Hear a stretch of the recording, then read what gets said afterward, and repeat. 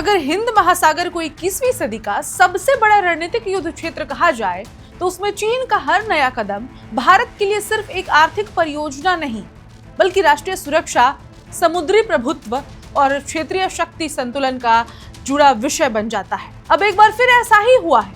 चीन ने बांग्लादेश और म्यांमार को जोड़ने वाले एक नए आर्थिक गलियारे यानी China Myanmar Bangladesh economic corridor CMBC को आगे बढ़ाने के संकेत दिए हैं। पहली नजर में ये एक व्यापारिक और इंफ्रास्ट्रक्चरल परियोजना लग सकती है, लेकिन इसके पीछे छिपी रणनीतिक तस्वीर कहीं ज्यादा बड़ी है। भारत में सुरक्षा विशेषज्ञ इसे चीन की लंबे समय से चली आ रही स्ट्रिंग ऑफ पर्ल्स रणनीति का अगला चरण मान रहे हैं। लेकिन सवाल सिर्फ एक नए कॉरिडोर का नहीं है। सवाल ये है कि क्या चीन धीरे धीरे भारत को चारों तरफ से रणनीतिक रूप से घेरने की कोशिश कर रहा है? क्या ये परियोजना केवल व्यापार के लिए है या भविष्य में इसका सैन्य महत्व भी हो सकता है? आखिर क्यों भारत इस प्रस्तावित कॉरिडोर को लेकर सतर्क है?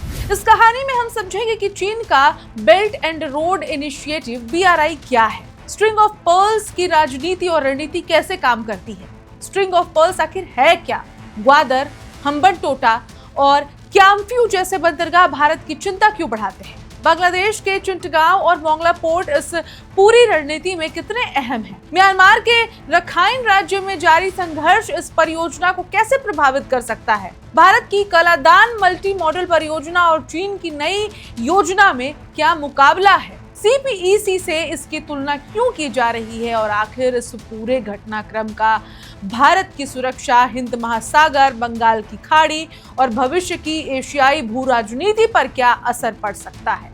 टॉपिक बहुत सारे हैं, लेकिन देश के लिए हर एक टॉपिक बेहद ही इम्पोर्टेंट है और खास करके जो देश से बाहर भारतीय रहते हैं, जो चीन में रहते हैं, जो बांग्लादेश के आसपास हैं, जो बंगाल या फिर बॉर्डरिंग स्टेट्स में भी रहते हैं या फिर दूसरे देशों में भी रहते हैं, उनका भी जानना बेहद जरूरी है। नमस्कार, मेरा नाम है ऋचा पराशर और आप देख रहे हैं वन इंडिया हिंदी।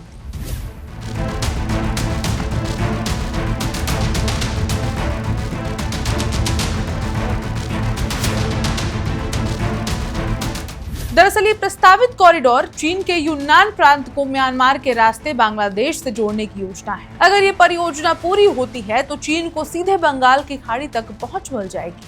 इतना ही नहीं, उसे बांग्लादेश के दो महत्वपूर्ण बंदरगाह चिटगांव और मोंगला तक भी आसान पहुंच मिल सकती है। यही वो बिंदु है जहां भारत की रणनीतिक चिंताएं शुरू होती हैं। ये पूरा मामला उस समय चर्चा में आया जब बांग्लादेश के प्रधानमंत्री तारिक रहमान ने फरवरी में पद संभालने के बाद अपनी पहली चीन यात्रा की। इसी दौरान चीन और बांग्लादेश के बीच इस आर्थिक गलियारे को लेकर बातचीत हुई। हालांकि अभी तक कोई अंतिम समझौता सामने नहीं आया है, लेकिन बीजिंग ने स्पष्ट संकेत दे दिए हैं कि वो इस परियोजना को आगे बढ़ाने के लिए बेहद गंभीर है। तो अब सवाल ये है कि आखिर चीन इस कॉरिडोर में इतनी दिलचस्पी क्यों दिखा रहा है? इसका जवाब उसकी महत्वाकांक्षी belt and road initiative BRI में छिपा है। पिछले एक दशक में चीन ने एशिया, अफ्रीका और यूरोप तक सड़कों, रेलवे, बंदरगाहों, ऊर्जा परियोजनाओं और औद्योगिक कॉरिडोर का विशाल नेटवर्क बनाने पर अरबों डॉलर खर्च किए हैं। आधिकारिक तौर पर इन परियोजनाओं का उद्देश्य व्यापार और आर्थिक विकास बताया जाता है, लेकिन अंतर्राष्ट्रीय रणनीतिक विशेषज्ञ मानते हैं कि इनका एक बड़ा उद्देश्य चीन का वैश्विक प्रभाव बढ़ाना भी है। दक्षिण एशिया में चीन पहले ही कई बड़े इंफ्रास्ट्रक्चरल प्रोजेक्ट्स पर काम कर चुका है। पाकिस्तान में ग्वादर पोर्ट, श्रीलंका में हम्बनटोटा पोर्ट और म्यांमार में क्याम्फ्यू डीप सी पोर्ट इसी रणनीति का हिस्सा माने जाते हैं। अब यदि बांग्लादेश भी इस नेटवर्क से जुड़ जाता है तो चीन का समुद्री और रणनीतिक दायरा भारत के पूर्वी तट तक भी फैल सकता है। यहीं पर सामने आता है स्ट्रिंग ऑफ पर्ल्स यानी कि मोतियों की माला का सिद्धांत। ये शब्द उन बंदरगाहों, नौसैनिक सुविधाओं और रणनीतिक परियोजनाओं के लिए इस्तेमाल किया जाता है जिन्हें चीन हिंद महासागर क्षेत्र में विकसित कर रहा है। इन सभी परियोजनाओं को अगर नक्शे पर देखा जाए तो वे भारत के चारों ओर एक श्रृंखला जैसी दिखाई देती है। इसी वजह से भारतीय रणनीतिक समुदाय लंबे समय से आशंका जताता रहा है कि ये केवल व्यापारिक निवेश नहीं बल्कि भविष्य की सामरिक तैयारी भी हो सकती है। चीन इन बंदरगाहों को व्यावसायिक परियोजनाएं बताता है, लेकिन कई रक्षा विशेषज्ञ का कहना है कि भविष्य में इन्हें चीनी नौसेना के लॉजिस्टिक सपोर्ट बेस के रूप में भी इस्तेमाल किया जा सकता है। यदि किसी बंदरगाह पर ईंधन भरने, मरम्मत, रसद और निगरानी जैसी सुविधाएं उपलब्ध हों तो युद्धपोतों की परिचालन क्षमता कई गुना बढ़ जाती है। यही कारण है कि भारत इन परियोजनाओं को केवल आर्थिक नजरिए से नहीं देखता। यदि चीन को चिटगांव और मोंगला जैसे बंदरगाहों तक नियमित पहुंच मिलती है तो बंगाल की खाड़ी में उसकी मौजूदगी पहले से कहीं अधिक मजबूत हो सकती है। बंगाल की खाड़ी भारत के पूर्वी समुद्री क्षेत्र का अत्यंत महत्वपूर्ण हिस्सा है। यहीं से भारत के पूर्वोत्तर राज्यों तक समुद्री संपर्क और अंडमान निकोबार द्वीप समूह की रणनीतिक निगरानी भी जुड़ी हुई है। भारतीय सुरक्षा विशेषज्ञ की एक और चिंता ये है कि भविष्य में यदि चीन और पाकिस्तान के साथ एक साथ तनाव पैदा होता है तो भारत को पश्चिम और पूर्व दोनों दिशाओं में अतिरिक्त सामरिक दबाव झेलना पड़ सकता है। इसलिए इस कॉरिडोर को केवल एक सड़क या रेलवे परियोजना के रूप में नहीं देखा जा रहा, बल्कि इसे भारत की सुरक्षा रणनीति के व्यापक संदर्भ में समझा जा रहा है।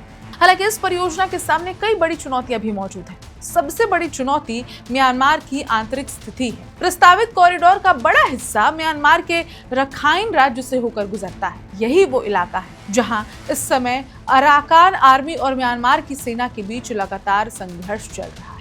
रखाइन के कई हिस्सों पर अराकान आर्मी का प्रभाव बढ़ चुका है। ऐसे में किसी भी बड़े इंफ्रास्ट्रक्चरल प्रोजेक्ट को लागू करना आसान नहीं होगा। सुरक्षा की दृष्टि से ये पूरा क्षेत्र बेहद संवेदनशील बना हुआ है। सड़क निर्माण, रेलवे लाइन, औद्योगिक गलियारे और बंदरगाह विकास जैसी परियोजनाएं लंबे समय तक संघर्ष की वजह से प्रभावित हो सकती हैं। रखाइन में चीन पहले से क्याकफ्यू डीप सी पोर्ट विकसित करने की योजना पर काम कर रहा है। दूसरी तरफ भारत ने सिटवे बंदरगाह का निर्माण किया है जो अब परिचालन में भी आ चुका है। ये बंदरगाह भारत की Kaladan multi modal transit transport परियोजना का अहम हिस्सा है। कलादान परियोजना भारत के लिए अत्यंत महत्वपूर्ण मानी जाती है क्योंकि इसका उद्देश्य जो है वो कोलकाता से म्यांमार के रास्ते मिजोरम तक वैकल्पिक संपर्क स्थापित करना है। इससे भारत के पूर्वोत्तर राज्यों को चिकन नेक यानी कि सिलीगुड़ी कॉरिडोर पर निर्भरता कम करने की मदद मिल सकती है।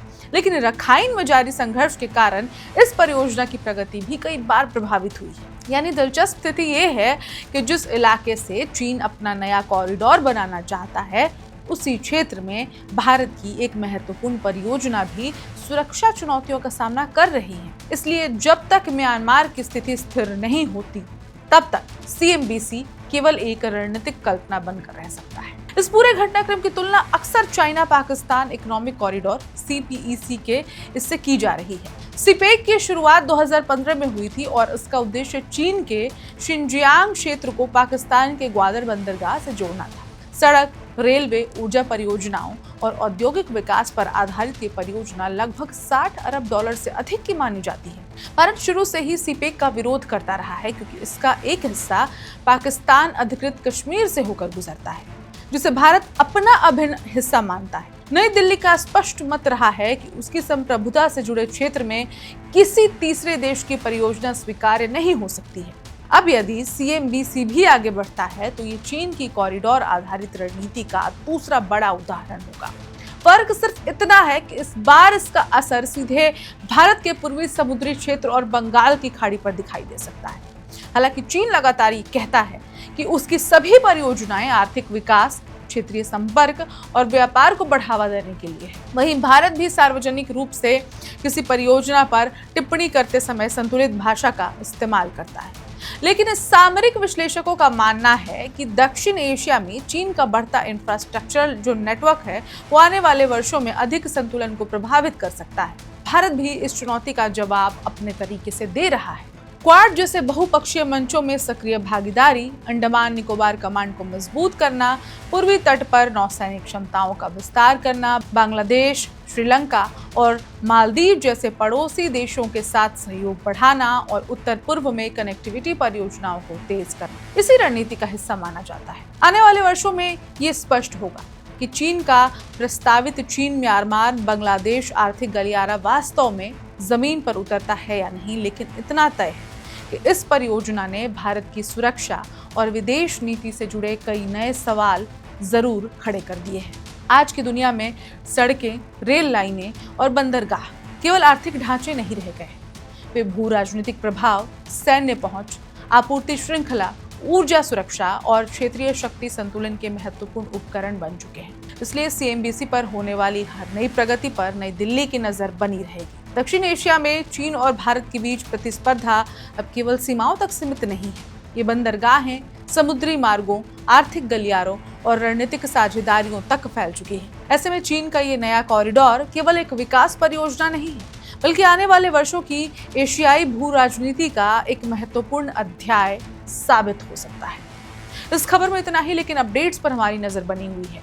कुछ भी नया अपडेट आएगा सबसे पहले वन इंडिया तक पहुंचाता रहेगा। तब तक देखते रहिए one India Hindi. One India को सब्सक्राइब करें और कोई भी अपडेट मिस न करें। अभी वन इंडिया ऐप डाउनलोड करें।